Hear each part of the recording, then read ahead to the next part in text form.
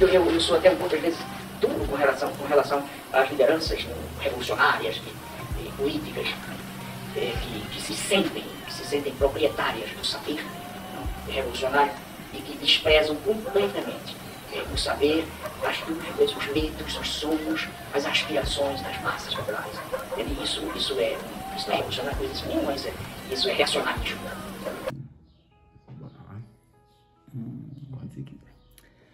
Beleza. Pode começar já? Pode.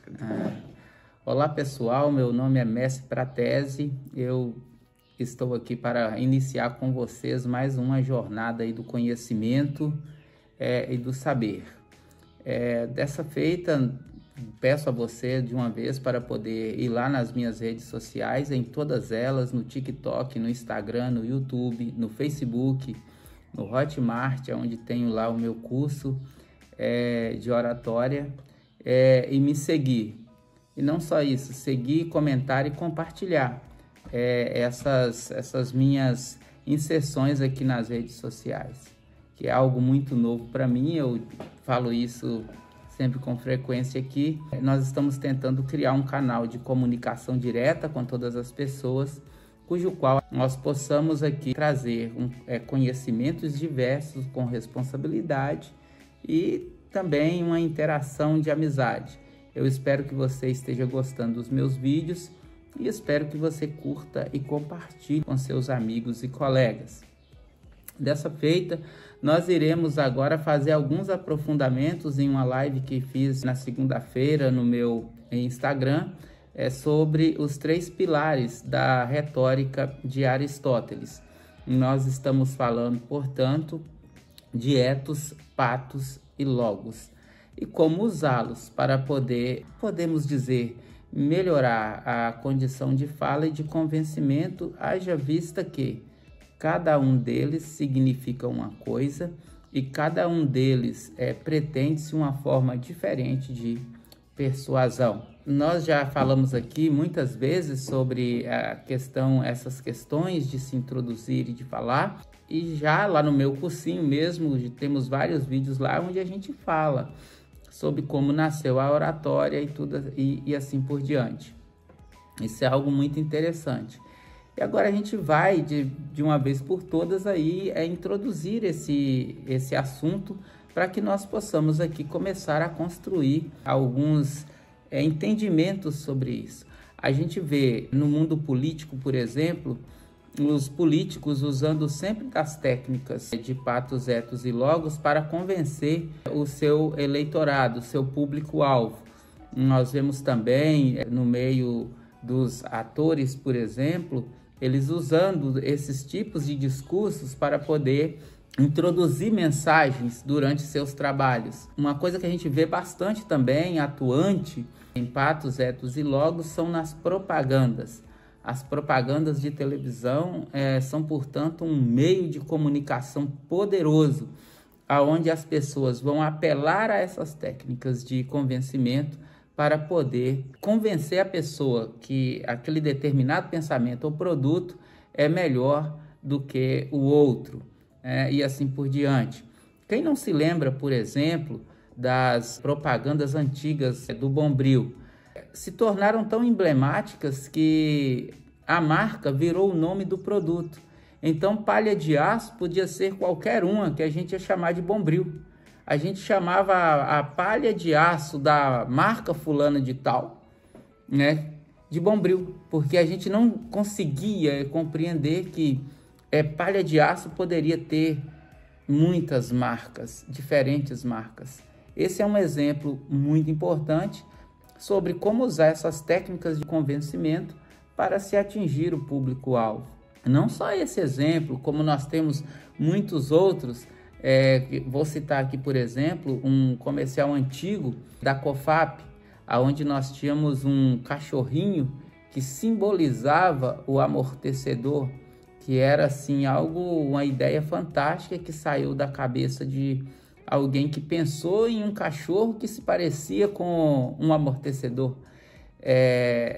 São coisas que as técnicas, essas introduções dessas técnicas elas podem trazer para o nosso dia a dia e, por que não dizer, é uma forma de você começar a comunicar melhor com o uso dessas técnicas. Evidentemente, em um discurso longo, à medida que o tempo passa, você vai ter que restartar o seu discurso com algumas técnicas que vão fazer com que você melhore isso.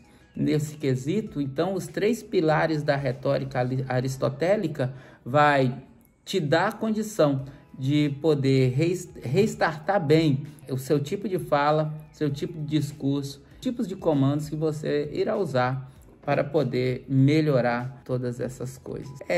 Uma outra coisa importante é notar também que, veja bem, Aristóteles vai escrever sobre isso lá em 420 a.C. Então, a noção que ele tem sobre o uso dessas técnicas para convencimento não é a noção moderna, porque, como todos sabem, as pessoas que leem os livros de filosofia, os gregos eles acreditavam que a verdade se manifestava no diálogo, no discurso, na dialética.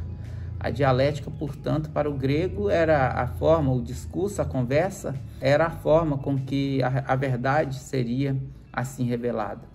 Nesse quesito, os pilares de retórica de Aristóteles vão elevar sobremaneira a forma com que essa dialética é construída, a quem fala porque fala e com quem se fala.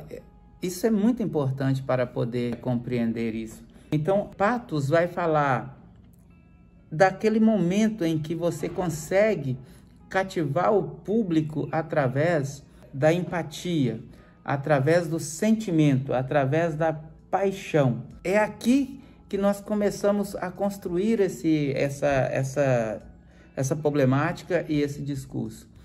Convencer as pessoas através do seu sentimento é extremamente complicado, porque quando você começa a falar e chega, por exemplo, diante de um auditório, você tem que identificar quais são as sensações que aquele auditório está passando.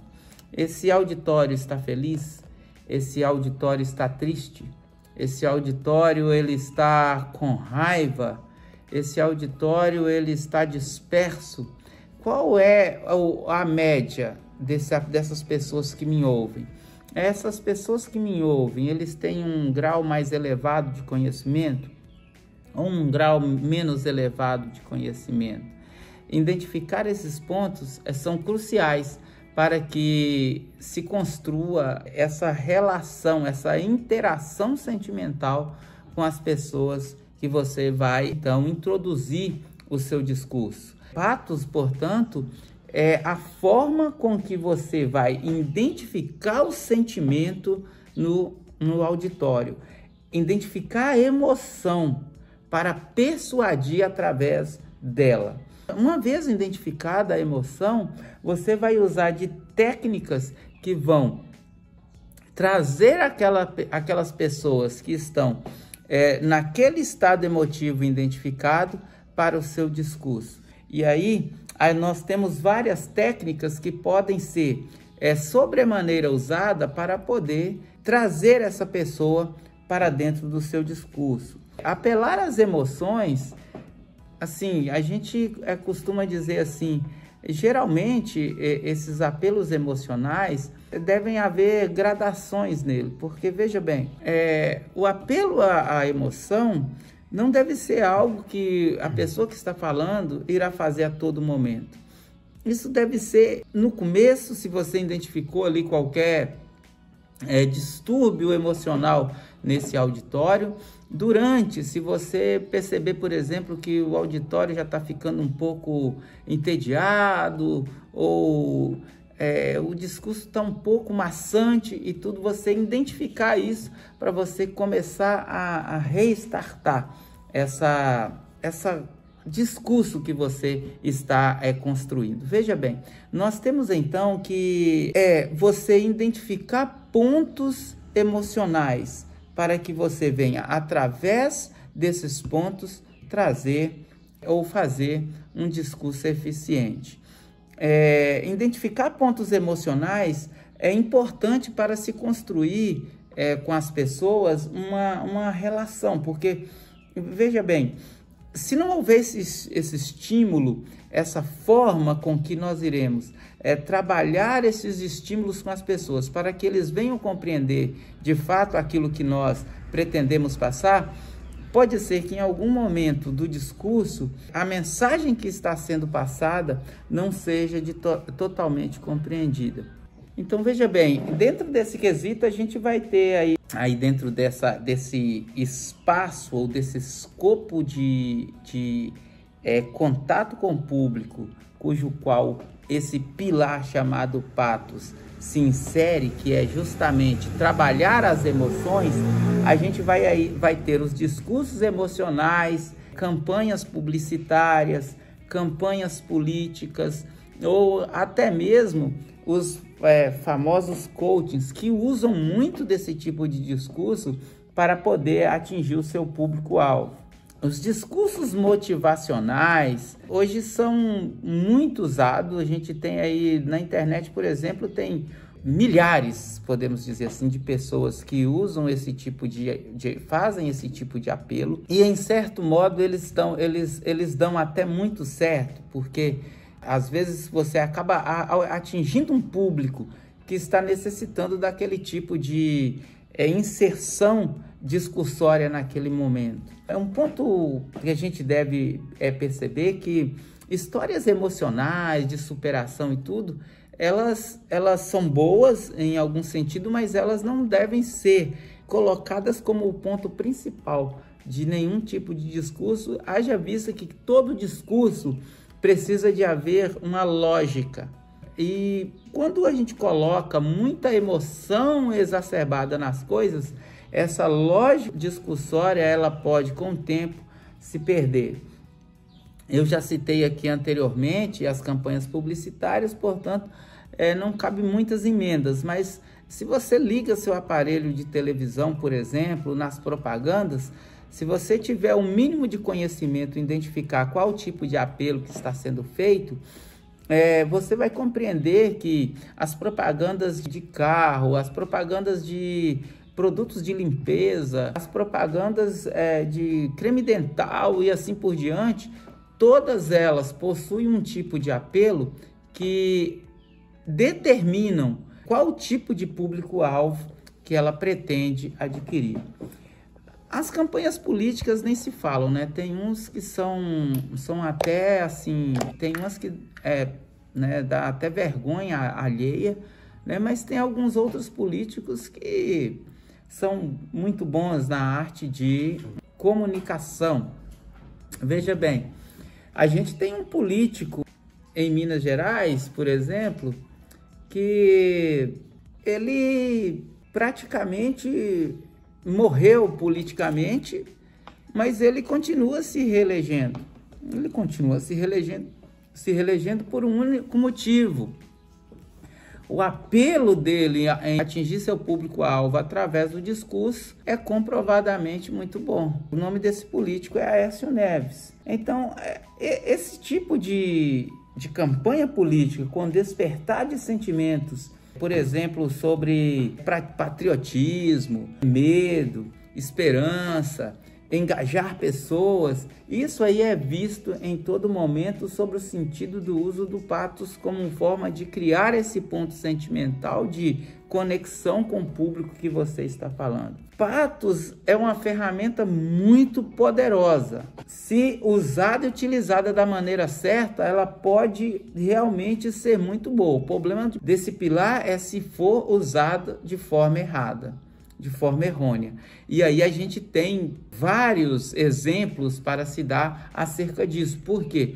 A gente vai ter então na história grandes políticos que usaram de forma errada esse tipo de pilar de retórica aristotélica chamado patos para poder engajar pessoas para fazer coisas que não deviam ser feitas. É interessante notar isso. Usar do sentimento ou cativar o sentimento da pessoa para poder praticar, por exemplo, coisas desonestas, coisas erradas, manipular as pessoas, aí essa é uma parte desse pilar chamado patos que deve ser rejeitado e deve ser refutado na hora. Mas, pessoal, esse aqui é um bom pilar discursal para poder se usar, aí levando em consideração o público que você almeja atingir. Beleza? Eu peço que você compartilhe meus áudios e vídeos com todos os seus amigos. Me siga em todas as redes sociais, @MessePratese, no TikTok, no Instagram, no Facebook, no YouTube, no Hotmart, em todas as outras redes sociais que você quiser procurar. Você pode me procurar, me siga, curta e compartilhe meus vídeos. Muito obrigado a todos, até mais.